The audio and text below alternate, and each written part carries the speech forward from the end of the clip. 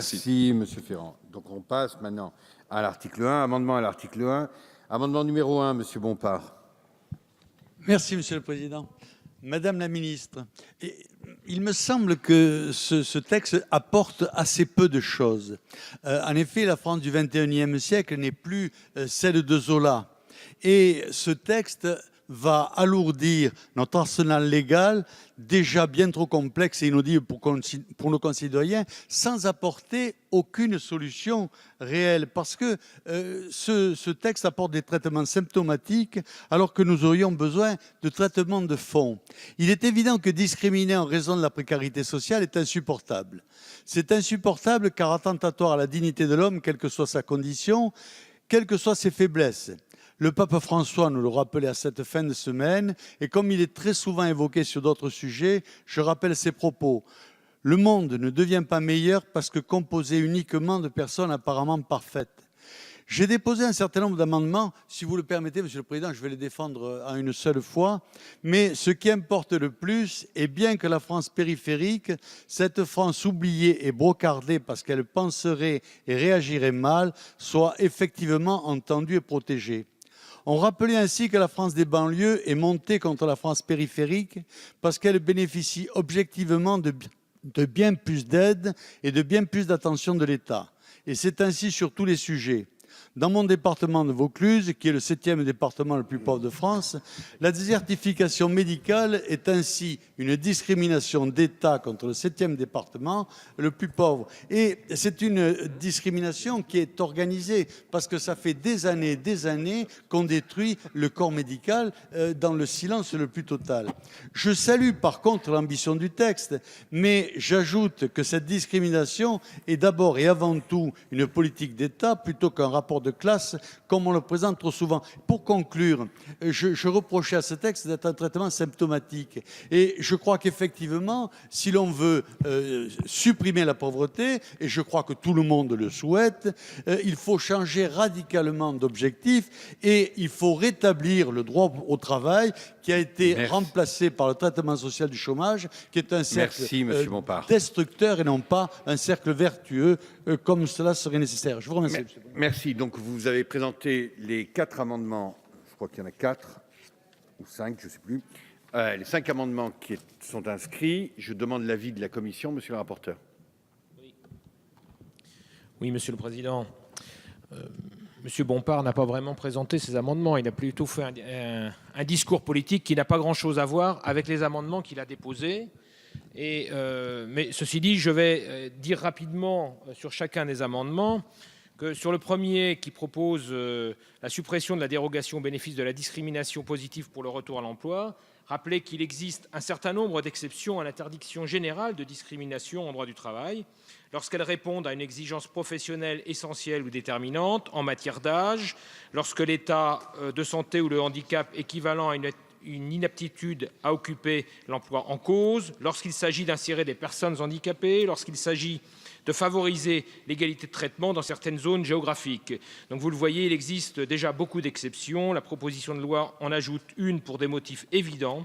Dans une action contre l'exclusion, il faut mieux aider les plus vulnérables que les plus aisés. Et je pense que là, nous avons une différence fondamentale sur l'objectif avec M. Bompard.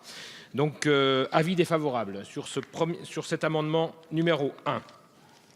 Sur l'amendement numéro 3, la proposition de loi que nous débattons a pour objet de lutter contre les actes et les comportements discriminatoires. Le Sénat a considéré qu'il valait mieux ne pas fliquer, je dirais entre guillemets, le langage en créant des délits d'injure contre les pauvres ou d'incitation à la haine contre les pauvres.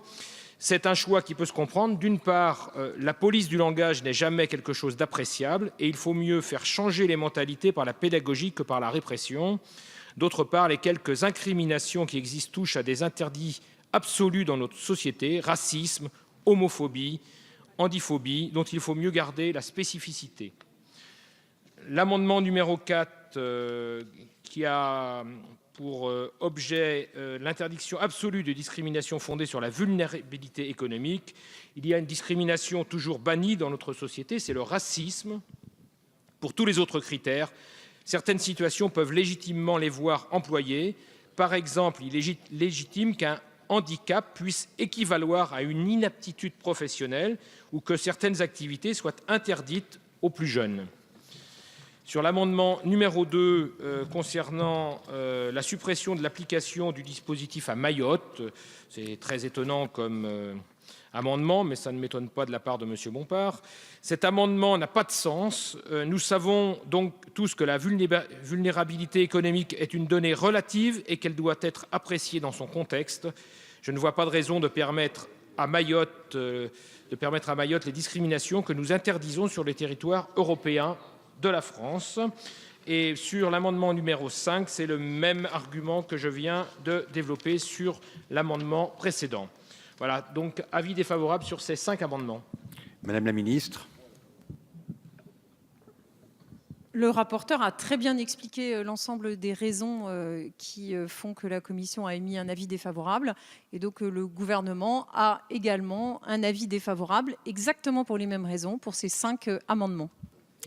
Merci, Madame Carré-Conte.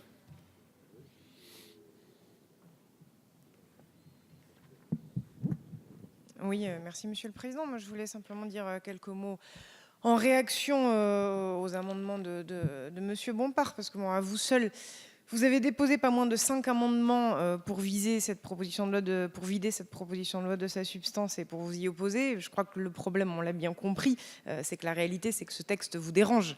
Ce texte vous dérange tout simplement parce que vous faites justement partie de ceux qui aujourd'hui véhiculent des préjugés contre les personnes en situation de précarité, que vous prenez davantage la stigmatisation et la mise à l'index des exclus plutôt que la dignité et l'égalité de tous. Donc je crois que voilà, pour ne pas se cacher derrière les arguments techniques, je crois que les choses sont très claires dans la manière dont est posé le débat politique aujourd'hui, mais vous échouerez parce que je crois que nous sommes tous déterminés sur ces bancs à faire adopter cette proposition de loi. Et moi je voudrais à mon tour remercier les parlementaires qui ont travaillé sur ce texte, la ministre, les associations dont ATD Carmonde qui ont beaucoup initié cette démarche, parce que je crois qu'on a là vraiment un texte qui porte un message très fort de dignité et d'égalité en direction des personnes précaires, qui contribuera à lutter contre les préjugés, qui contribuera concrètement à faire diminuer les phénomènes discriminatoires. Donc je crois que ces amendements n'auront pas de longue existence et que nous adopterons cette proposition de loi et je crois que nous pouvons en être fiers. Merci, Madame Carré-Conte. Monsieur Lassalle. Merci beaucoup, Monsieur le Président, Madame la Ministre. Je me suis exprimé tout à l'heure et, Madame la Ministre, je ne l'ai pas fait sur un ton résigné. Et personnellement, je n'ai pas beaucoup apprécié la réponse. Je m'étais efforcé d'être élégant à votre égard. Je vous ai même dit qu'il faudrait comprendre que dans votre situation, vous soyez obligé de le faire. Mais dire que quand on est dans mon cas, on n'est plus apte à faire de la politique, j'ai trouvé que vous alliez un peu loin. Et je veux simplement vous dire, je ne veux pas être trop long, qu'après ce que vous avez dit, après ce que d'autres ont dit sur ces bancs, sur le réel état de la pauvreté dans notre pays et dans d'autres pays, mais c'est pas parce que d'autres sont aussi pauvres que nous qu'il faut s'en réjouir, mais aussi des politiques que nous conduisons. Moi, j'aurais tendance à dire que, et je le redis, je ne peux plus faire semblant, je ne peux plus faire dans l'hypocrisie, et sur ce plan-là, j'ai trouvé que les mots que vous aviez eus à mon égard étaient un peu pathétiques. Merci, Monsieur Lassalle. Monsieur Stroman. Merci, Monsieur le Président. J'étais un peu surpris par les propos de notre collègue Ferron qui dit qu'on pourra désormais poursuivre l'insulte, ce qui est vrai, Cassos, qui serait prononcé dans une cour d'école. Franchement, il faut arrêter de judiciariser les relations à l'intérieur des écoles. J'ai un exemple récent dans un collège de ma ville de Colmar, où des parents ont considéré que le CPE et le principal auraient insulté leur enfant. Ils ont fait déférer les 2 enseignants devant le tribunal correctionnel, qui heureusement les a relaxés. Mais enfin, laissons l'école fonctionner en interne et arrêtons de judiciariser les relations au sein des établissements scolaires. Merci. On va revenir au texte. Monsieur Ferrand, c'est très court et, si possible, pas polémique, parce qu'il ne faudrait pas qu'on relance. Il ne s'agit pas de judiciariser, il s'agit de ne pas banaliser, de ne plus banaliser ce qui est de l'ordre de l'insulte et de la stigmatisation. Bon, je Je pense que tout le monde va être d'accord. Alors, on va mettre aux voix, d'autant que M. Bompard n'est plus là, ces amendements. Alors, amendement numéro 1, avis défavorable de Mme la ministre et de la commission. Qui est pour? Qui est contre? Amendement numéro 3, même avis, même vote. Amendement numéro 4, même avis, même vote. Amendement numéro 2, même avis, même vote. Amendement numéro 5, même avis, même vote. Je mets aux voix l'article unique de la proposition